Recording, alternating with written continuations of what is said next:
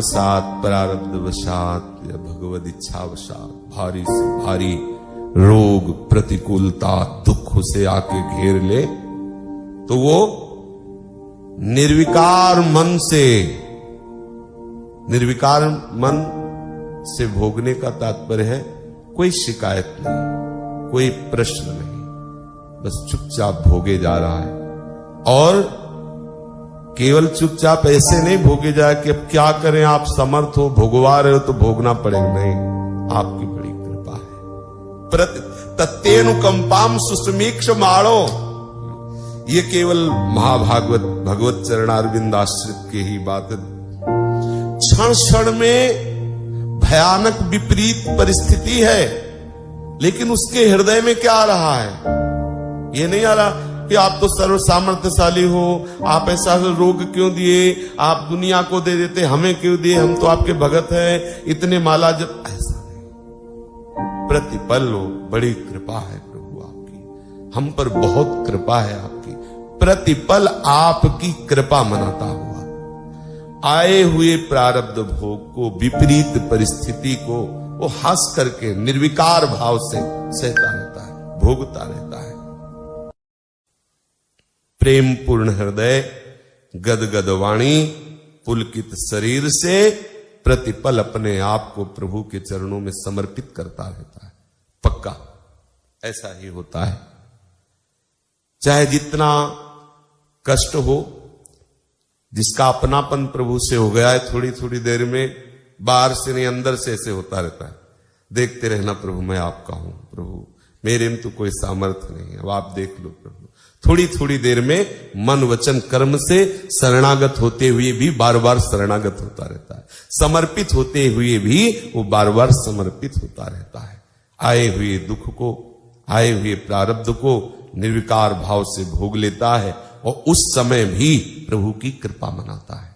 मेरे ऊपर बहुत कृपा है, प्रभु की अपार कृपा है, मुझे प्रभु बहुत प्यार करते हैं, बहुत दुलार करते हैं। यह है सिद्धांत उस भगवत प्रेमी महात्मा का जिसने अपना हृदय प्रभु के चरणों में समर्पित कर दिया है।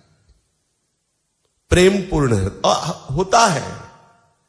अच्छा, इस प्रेम पूर्ण हृदय में अगर एक ये भी बात आती है कि प्रभु मैं आपका हूं, तो उसमें कुछ कड़वाहट वाली भी बातें होती हैं। प्रेम में ऐसा थोड़ी कि हर समय स्तवन ही होता रहे, कभी कभी प्रेम के दो स्वरूप हैं, खींचना और रीझना, अनुकूलता और वामता। कहीं कहीं तो अनुकूलता से अधिक प्रेम का भावावेश वामता में होता है, वामता में कहीं कहीं अधिक होता है। वो प्रेम की एक दशा होती है। अपने प्रीतम के सुख में सुखी रहने वाले उपासक के हृदय में भी कभी कभी प्रीतम सुख हो रसास्वादन करने के लिए ऐसी वामता फेंक देते हैं कि वही उससे प्रतिकूल वार्ता करते नजर आएगा, तो लगेगा देखो ये स्वसुख वांछा से युक्त है। इसलिए ऐसा नहीं, वो प्रेमी हृदय है, इसलिए कभी कभी वो बड़बड़ाता है, उनसे लड़ता है, उनसे नाराज होता है, तो कभी उनका स्तवन करता है। प्रेम पूर्ण हृदय से, गदगद वाणी से विनयावनत होकर के प्रभु के चरणों में समर्पित होता है। तो जानते हो आगे की जो बात कह रहे हैं वो ठीक वैसे ही आपके परम पद का अधिकारी हो जाता है जैसे अपने पिता की संपत्ति का पुत्र अधिकारी हो जाता है। पर है ये बहुत कठिन कि कष्ट हो और बड़ी कृपा है प्रभु आपकी, ये कहना बहुत कठिन होता है।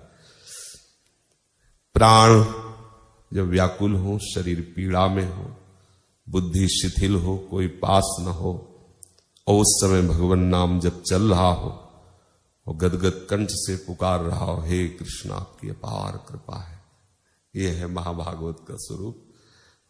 वही सामर्थ्य देते हैं, दूसरे की सामर्थ्य तो नहीं है, वही सामर्थ्य देते हो। ऐसे प्रायः प्रेमी जनों के जीवन ऐसे ही होते हैं। जितने भी महापुरुषों के चरित्र पढ़ो ऐसे ही होते हैं कि ऐसी दशाएं उनके, क्योंकि मूल बात होती है जब से सृष्टि हुई तब से आज तक धुलाई नहीं हुई पूरी। अब जाना है प्रीतम के घर तो पूरा ठीक से स्नान यही हो जाना है। तो इसलिए अनंत जन्मों की परतें जमी है सब।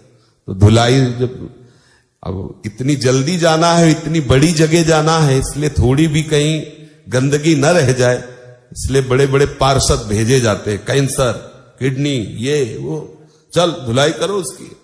हमने सोचो भाई जी महाराज जिनकी रोम रोम से युगल नाम चल रहा है, भाई जी महाराज हनुमान प्रसाद पोद्दार जी, अंतिम में ऐसी स्थिति थी कि जवान सूख गई थी, पपड़ी पर गई थी, कैंसर होने के कारण बूंद पानी नहीं रखा। मान लो एक सीमा होती है हर रोग की, ऐसी भयंकरता, ऐसी कष्टप्रद स्थिति।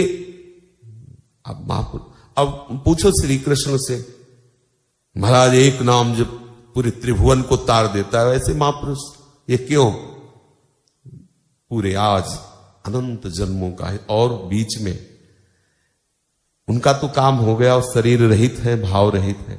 जहां देखते हैं कि अमुक साधक प्रारब्ध की चपेट में नष्ट होने जा रहा है, बिना किसी परिचय के सीधे वो प्रारब्ध इधर अपने में कर लेते हैं और अंगूठा दिखाते हैं प्रारब्ध को कि तू बिगाड़ कुछ, और उसको पता भी नहीं चलने, तू आगे बढ़ आगे बढ़। तो ये बड़े बड़े जो महापुरुष जन हैं, पहली बात तो ये होती है कि पूरा हिसाब है, अनंत जन्मों की धुलाई सफाई सब, क्योंकि आखिरी अब अपने प्रीतम की मिलन सैया में जा रहे हैं, तो पूरा श्रृंगार होके जाएंगे, कोई गंदगी नहीं रह जाएगी, अनंत जन्म। और दूसरी बात, वो इतने करुणामय होते हैं, उनका इतना करुणामय स्वभाव होता है कि वो दूसरों को जो भगवत प्राप्ति करना चाहते हैं, ऐसे नहीं, और भी गंभीर बात है, जैसे एक कष्ट पा रहा है और विषयी है, उनकी दृष्टि गई, उनके लिए सब मंगलमय है,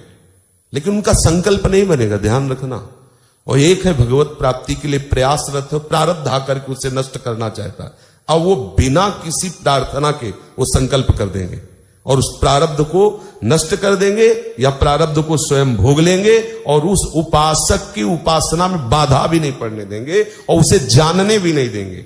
इसीलिए ऐसे बड़े बड़े महापुरुष जनों को इतना भयंकर देखा गया, ऐसा भयंकर कष्ट, मतलब आश्चर्य है, भयंकर। अगर 2 बूंद जल डालो तो ऐसे मुंह फैलाए और 2 बूंद और पड़ जाए, दरिया बह रही है, लेकिन उनके लिए 2 बूंद और ले डाला जाएगा, क्योंकि कैंसर भयंकर फैला हो, ये लीलाएं चलती रहती है। ऐसे